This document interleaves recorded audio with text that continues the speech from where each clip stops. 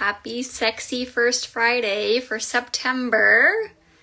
I'm just waiting for Lyndsey to join, and we've had some technical glitches lately whenever I am starting the live, so we're hoping it works this time. And if not, we'll got it starting a couple minutes early here so that we can manage.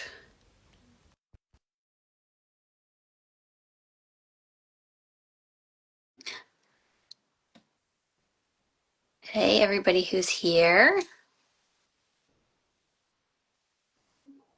I think it's going to work today. Can you see me okay? I'm afraid to do anything. I'm afraid if I Yeah. like, move too fast, it'll stop working.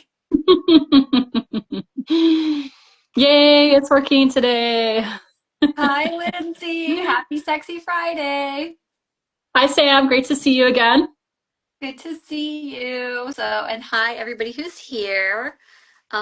We can maybe just go ahead and introduce ourselves, which we always do. Oh, Misty's here. Hi, Misty. We love you. We'll introduce ourselves and then talk about what we're going to be doing today. If you don't know me, I am Sam E Greenberg. I'm a sexuality researcher and an Enneagram coach specializing in sexuality, intimacy, and relationships. And my doctoral research was on the intersection of sexual desire and expression with Enneagram type and instincts. My name is Lyndsey Fraser. I'm a licensed marriage and family therapist, as well as a certified sex therapist, an IE accredited professional.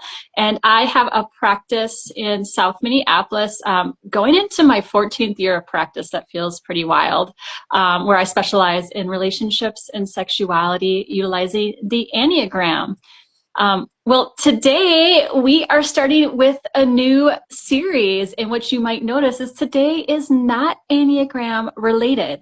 And there's a reason for that. So we're actually going to be starting a sexuality basics series. We're going to have a series of 3 episodes on different sexuality topics, and today's topic is on desire.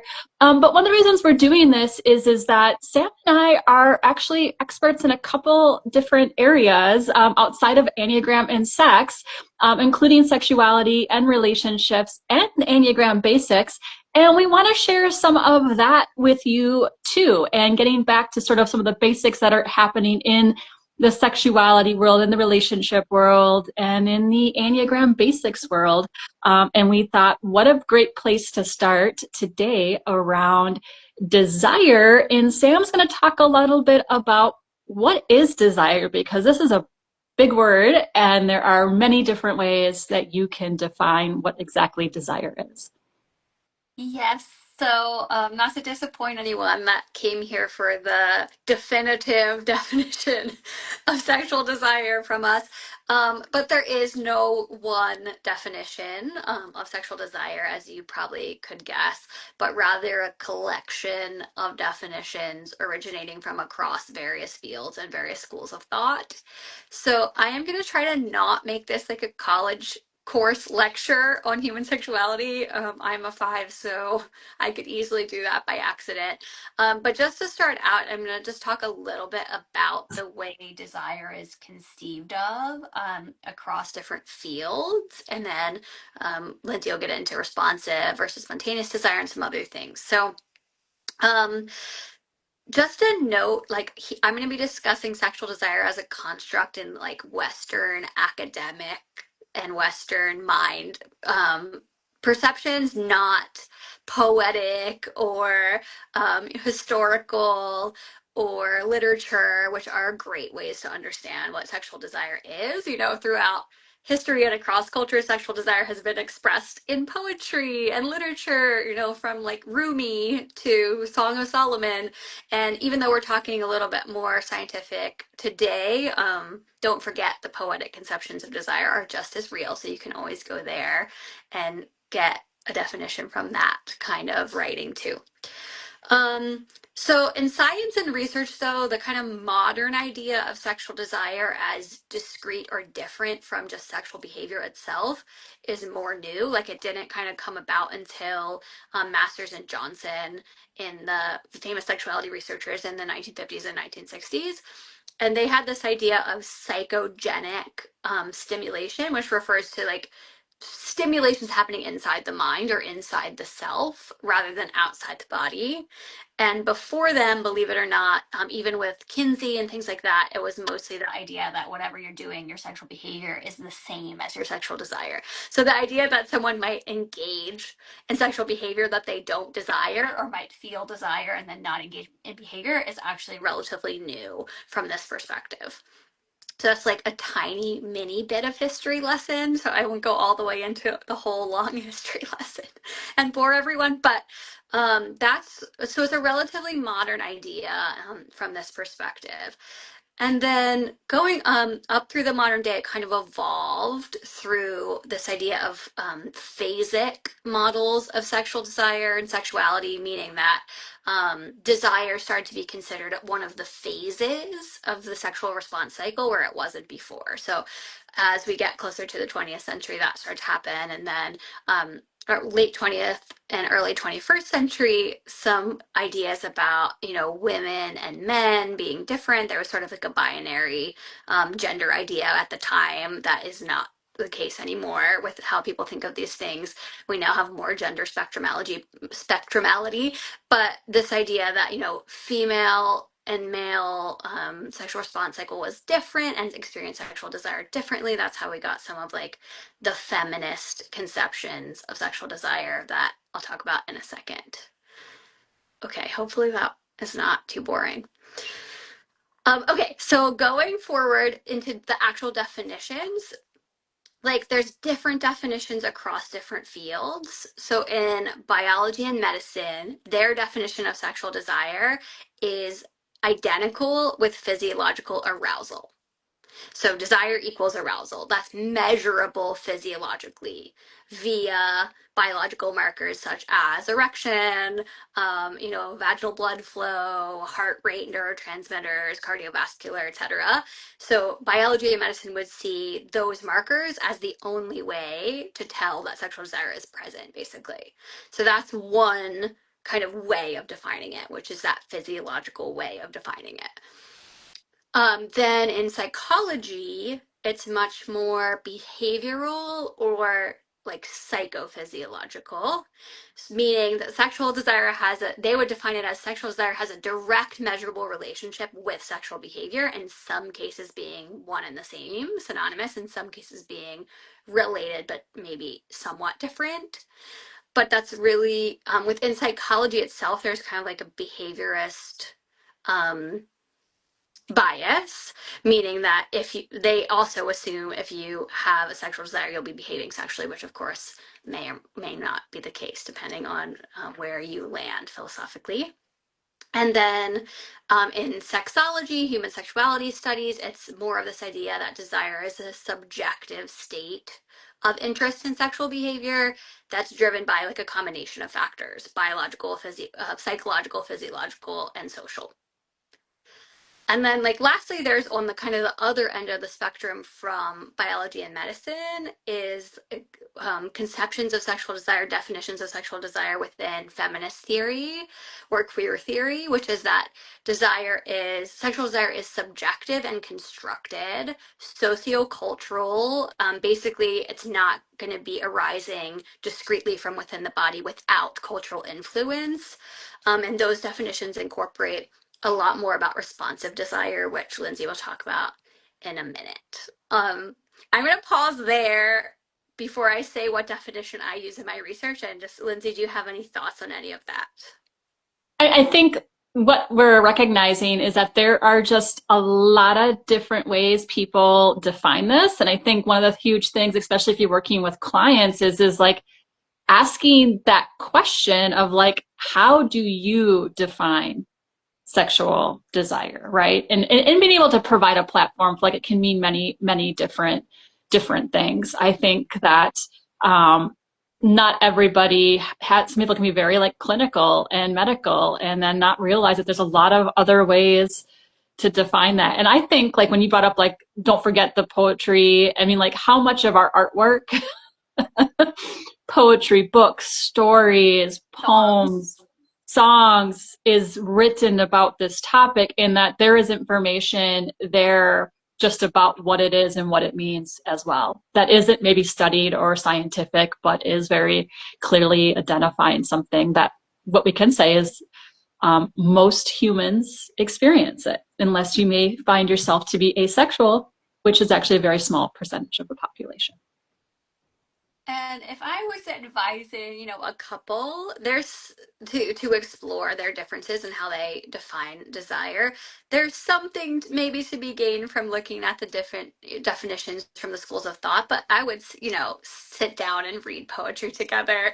I think that's a richer way to go. But in terms of what we're talking about now, like a behaviorist definition of desire, one of the ones I had written down is desire is the work people will perform to obtain sexual rewards. Like, that's a really strongly behaviorist definition. And then a definition from the constructionist side or philosophy is that, desire is shaped by oppression and these forces of oppression in society. And it's not even unique to you, it's being shaped by the culture all around you. That's really different from what I just said. So there's of course, every different person might have a different definition.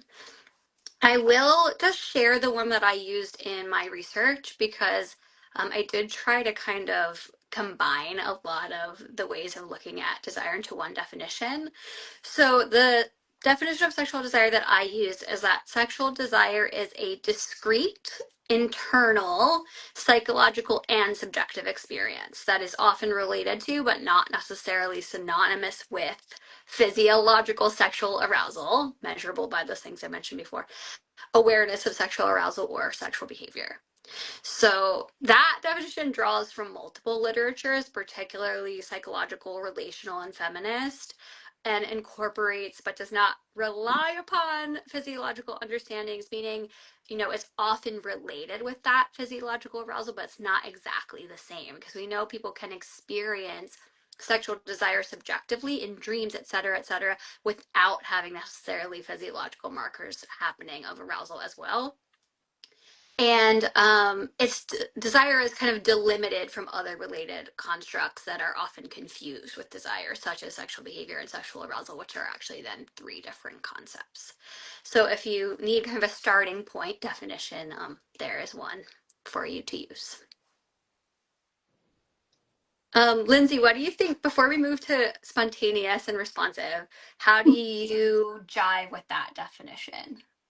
I actually like that definition because it's more encompassing and kind of gets to people that might have more responsive desire. Like, we talk about a lot in the things that we have done on here before, right? That sometimes people that look like low desire, it's actually not low desire, right? And when we're taking that definition into mind, we're actually taking into mind those people that might be internally actually experiencing a lot of desire, but there might not be the medical markers or the other components that would say that desire is present or that their ability to move towards sexual activity. And so I just like that that is really going to take into account that desire looks really different for different people, and that there isn't like a clear-cut way that that's going to be. So I like it.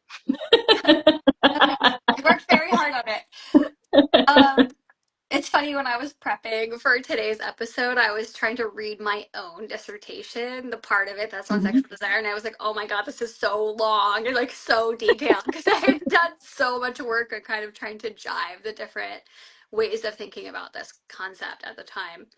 Um, Lyndsey, why don't you share a really important concept about desire, which is that spontaneous versus responsive? Yeah, so we know that there's two different types of desire, and this has been out there for a while, but Emily Nagoski is the one that sort of brought that more to the mainstream, I would say, and really focused on sort of how these two different types of desires exist. And so I want to make sure that we're noting that this is where the information is coming from. I'm a huge fan of Emily Nagoski's work. And I do love her book is called Come As You Are. That's a great book if you haven't read that, if you are a woman, or even if you are in a relationship with a woman, to help you understand a little bit more about how women's sexual desire and sexuality works. But one of the things that we talk about is that really you're kind of one of two ways around desire. Either you are spontaneous or you are responsive. And spontaneous means that you will kind of have a, desire arise subtly and without much stimulation. And for responsive, it's more like you are responsive to pleasure, touch, or other arousing stimulus. One of the really interesting things that I see is that, if we take, so about 75 to 80% of men are going to be spontaneous, which means that they are going to be easily turned on. They can move through context very easily. We'll talk more about that. Or like what I even call is like through the physical, they get the emotional, which is kind of another component of desire here and things like that, and more of the sexuality realm. And you're going to see that maybe on the opposite end of that, maybe about 75 to 80% of women are going to be responsive, and that tracks sort of in my practice. And then of course you always have your outliers too, right? So sometimes we have, and I would say, we're not doing Enneagram, our sexual instinct dominance might be more spontaneous. Our self-preservation dominance might be more responsive in general, and social, they can go either way depending, sort of oftentimes more of like what that second instinct might be for them. So I think it's just kind of keeping in mind that both of these things exist. If you're not sure if you're one or the other, my favorite anecdote that I will say is like, if you were washing dishes and your partner comes up and kisses the back of your neck, what do? The spontaneous person is going to throw those dishes in that sink and they're going to go running off with you, right? They don't need everything to be just right. They can just kind of go. Your responsive person might actually be a little irritated with you. Like, hey, I wasn't actually in the mindset for sex to be happening right now, or intimacy, like I need a moment. And so what you might see with the responsive person, it might be more like, hey, what are you doing? I'm in the middle of doing dishes. Like I wasn't thinking desire or sex or intimacy right now. A really wonderful way to work with this, if your partner is a responsive desire person, like if you were to go up and like kiss the back of their neck and say, hey, when you're done doing the dishes, why don't you come meet me on the couch? Or why don't you come meet me upstairs? Giving them sort of that ability to kind of like switch. And then they can sometimes get themselves into that mindset to come meet you versus that getting that kind of, which can feel not great, right? When you go up and kiss your partner's neck, that rejection experience that could happen if your partner tends to be more responsive. You spontaneous people, you got it going. You don't have to worry about it. Your partner's going to drop those dishes and follow you upstairs. But if you have a responsive partner, that's one way that you can work with that as well. Anything you would add sort of on responsive or spontaneous desire at all, Sam? Yeah, definitely. So one of the things that tends to happen with responsive desire people is that they will often feel that they're not in the mood for sex enough to go ahead and initiate it. But if their partner initiates, they'll kind of, okay, see how it feels and go along a little bit. And then they become, the desire arises because they are already engaging in the sexual behavior. And a lot of responsive desire people, if they don't know about this, they think that that's weird or that something's wrong about that.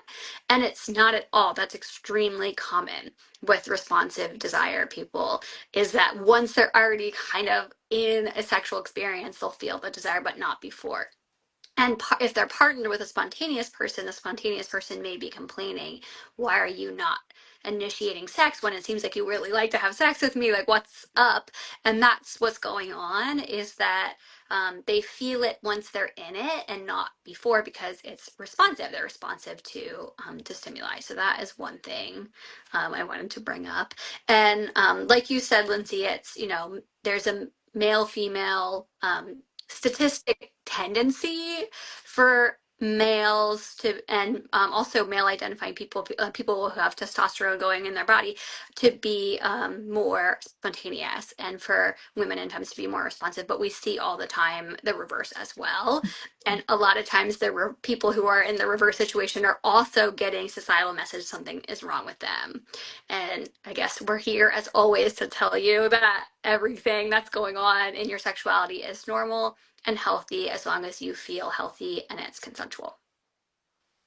I think what's interesting too, and this probably is people that come into therapy more for, but it's like I oftentimes get one person that's spontaneous and one person that's responsive, one person that's emotional, and one person that's through the physical gets the emotional. And it's like, even if we think of the gender norms where it's like, oh, men usually it's through the physical, they get the emotional, women through the emotional get the physical. I will get, it happens in my same-sex couples too, but like it'll be funny. I'll get the man that needs the emotional to get the physical with the woman who is through the physical gets the emotional. And I just joke about that because I know that people are the same that exist. They probably just don't have as much sexual concerns in their relationship because they're kind of on the same page, right? It's similar to like when we talked about the self-preservers. When you have two self-preservers in a relationship, they might end up in your office because there's some societal messages around that. But oftentimes, low sex or not much sex in their relationships actually works really well for them. And so I think, again, it's just that normalizing that like everything is healthy and normal. One of the other things that I give couples that can be really like, it's a little like tidbit to take home that you could do something with, is like my 5 senses exercise. And so if you are more responsive, and this will be great for people that are spontaneous too, but like just paying attention to your 5 senses and how you're either turning on sexual desire or turning off sexual desire. So, right. So like, the clothing I have on my body, how does it feel? Is it more conducive to more sexual energy or less, right? Like if I'm going to wear, maybe a sweater that I feel attractive in, but it's itchy and it's wool, like that's probably going to create less sexual desire, right? And just kind of getting yourself in the mindset to think about sort of the things that you're doing. Songs or music that you listened to when you first met your partner might be more inducive to bringing up more sexual desire, right? A baby or a cat or a dog crying by your door probably will create less sexual desire.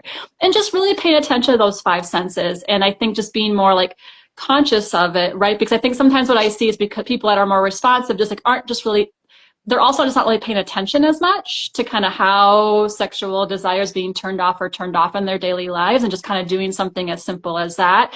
And it can be fun for the spontaneous person too, because like you can also then like, you'll be turned on really easily. You'll find all kinds of things, but just that ability to kind of be aware of that. And I think to note with this, which I know we'll talk more about, but like we ourselves are responsible for creating desires. Our partners just create the right environment. So like even when I'm giving this exercise, one of the examples I had is that, I turn myself on when she wears those white pair of pants. She's not turning him on by wearing the white pair of pants. She's choosing to wear them, and he's turning himself on. And so being very well aware of that, we ourselves are personally responsible for turning on or turning off sexual desire. Our partners make it better or worse. And some partners, you're making it worse. And some partners, you're making it better, but you are not responsible for creating your partner's desire. That's really important. And the reverse is true. We'll sometimes see people who are saying like, oh, I don't feel sexual desire for my partner anymore since blah, since they've put on some weight, since they had a baby. And it's, they're waiting for the partner to fix it. And it's actually, no, you bring your sexual desire to the table and your partner can support it or not. I also wanted to mention if it's a relationship between two responsive sexual desire people, which I personally have seen this more in queer couples. That usually there's not like dissatisfaction with that, but there can be a lack of sexual intimacy because both are kind of waiting to respond to something. So in those cases, I'm sure, Lyndsey, you have probably things that you do, but even just almost scheduling sex or saying, like tonight is sexuality night Mm-hmm. and we're just gonna get in bed naked and cuddle and see what happens is really important for a double responsive couple. What would you say, Lyndsey? I completely agree. This is where my spontaneous, planned, romantic, sexual, sensual time comes into play, which I've used many times when we've done these, right? It's like that planned, which Too responsive, it's great for, but also if you have a spontaneous or responsive person, right? The same thing. Planned intimacy. But like we said, like not, like if you notice with what Sam and I both shared, it's not planned sex.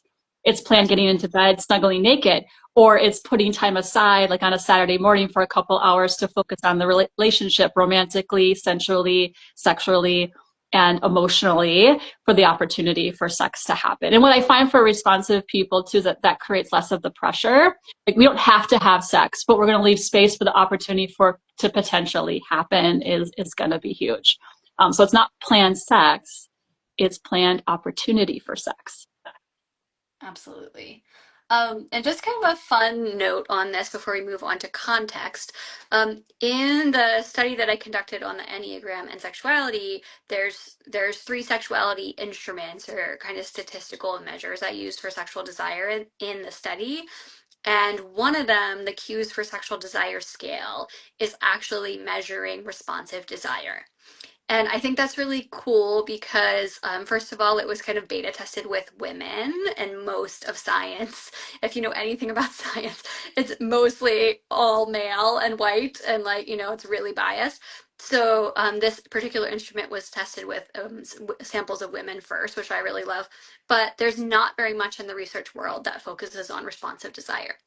So I had a assertiveness, sexual assertiveness measure, and a sexual desire inventory that's more spontaneous. But that whole cues for sexual desire scale, which was like, when this happens, does it create sexual desire? When this happens, when these romantic things happen, when these erotic things happen, do you respond, with desire? So that's just a side note that I kind of ended up measuring both, which most sexuality studies don't do. I Should we love talk? that you did that. Should we talk about context? Yes, I realize our time is going quickly as it always does. So contests are basically those external factors that are going to affect our ability to move in to sexual desire.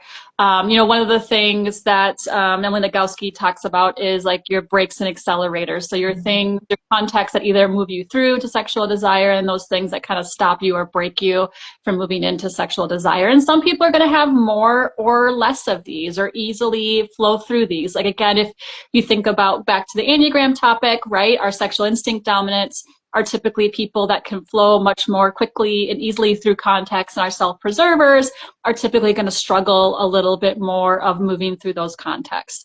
Those contexts include mental and physical well-being. They affect our partner's characteristics. They affect relationship characteristics. They affect the setting, other life circumstances, and even things that we do sexually. But like, I think of it, like if you are someone that's more affected by context, it's sort of like if I'm hungry and I'm probably gonna be talking I'll be talking like a self-preserver. Self-preserver that's more affected by context. It's like if I'm hungry, I've got dishes to get done. I've got a list of things to do, right? Like there's sort of like it's hard for me to move through desire if these things are not complete. So I might need to feed myself first, and I might need to check off my checkoff list, and I might need to, feel good about my body today. And if I don't feel good about my body today, I don't want to move into sexual intimacy, right? And so it's just these things that are going to affect our ability to move into sexual desire, external factors. And some people are going to be more affected by that, which would be they have more breaks. Sexual inhibitors is what Emily Nagoski calls those. And you have your sexual exciters, and you can have context both ways. But people that are more difficulty tend to have more inhibitors or breaks in place that make it more difficult for them to move through into desire. What I think is really interesting, I love that how Emily Nagoski uses this break and accelerators kind of model for this. Is it's like you could also have really high accelerators. But if you have a really big break, like if you think about a car, right, like you're not going to go anywhere. So like I could be really turned on and still not be able to move through desire into sexual activity because one break is huge. And so I think it's just really good to kind of keep in mind, like we have talked about many times here, is oftentimes it's not a desire issue. I actually have desire. I just don't know how to move through that. You do of course have people that have desire issues, but it's actually much more rare than you would actually think that it is, because more often than not, it's actually a context issue. So if you're a therapist or a coach or someone else, or even, a partner, asking it in that way versus it being about being about the desire issue or concern, right? Yes, there are people that have clinical low sexual desire, but honestly, I very rarely actually encounter them in my office with a specialty in sexuality. I don't know about you, or what you would add, Sam. Absolutely. If you've been around for a while with us, you heard us talk about context a lot of times. We typically talk about it as relates to Enneagram instincts, which Lyndsey mentioned, but it doesn't have to relate to that. It's a general concept, which is this accelerator and brake idea that Lyndsey was describing. And I agree completely. I actually have never seen anyone in coaching who had low desire despite all of their contexts being decreased.